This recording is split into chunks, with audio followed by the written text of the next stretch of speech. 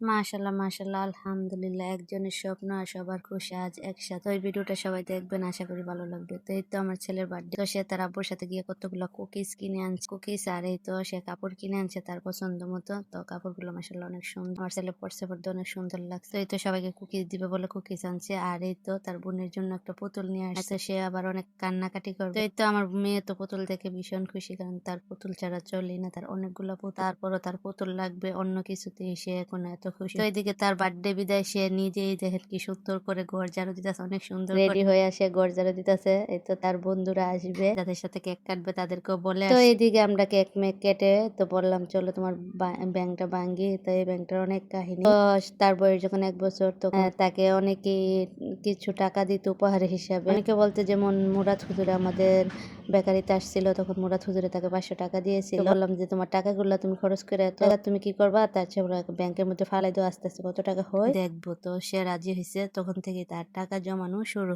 এখন আমি তাকে একটা ব্যাংক কিনে দিই। তো সে প্রথম কি করতো, ওই যে দেখবেন 3-4টা 5 টিকা কয়েন আছে, ওইগুলা ফালাইছে। তারপরে একটা না দুইটা যে 10 টিকা ফালাইছে। তখন বললাম যে এইভাবে তুমি যদি টাকা ফালাও, আমার ব্যাংক তো অল্প দিনই ভরে যাবে, 1000 টাকা হবে, বরং তুমি 200 টাকা 100 টাকা 50 টাকা এনে ফালো। তার আব্বুর থেকে সে যখনই 50 টাকা 100 টাকা বা 200 টাকা আনতো, ফালাইতো। আবার অনেক সময় দেখা গেছে 50 টাকা আনলে ওই 50 টাকা গুলো আমি নিতাম গা, নিয়ে তাকে 200 টাকা দিতাম, দিয়ে তো ব্যাংকে ফালাইতাম, দিতাম, কারণ সে অনেক খুশি হতো। বা 50 টাকা আনলে আমি 100 টাকা তাকে দিই। টাকাগুলো বাস করতে কিন্তু অনেক সময় লাগার কারণ হচ্ছে, টাকা কিন্তু বেশি না, কিন্তু সবগুলোই ছিল নতুন টাকা, সবগুলোই তো ছিল আপনার একদম বাস করে ফালানো টাকা। ওই বাসগুলো খুলে বাস করতে হয়েছে। এখানে যত 1000 টাকা 1000 টাকা শুধু ছিল, আর 500 টাকা ছিল মনে হয় কয়েকটা। তো এগুলা ছিল সে উপহার হিসেবে পেয়েছিল। আর 100 টাকা 200 টাকা 50 টাকা দিলেই তার আব্বু বা আমি সবগুলা তাকে দিয়েছি। তো এইভাবে টাকা জমাইতে জমাইতে আমার ছেলের এই তো 6 বছর পূর্ণ হলো, আলহামদুলিল্লাহ। দেখতে তার আব্বু তো টাকা গনতে গনতে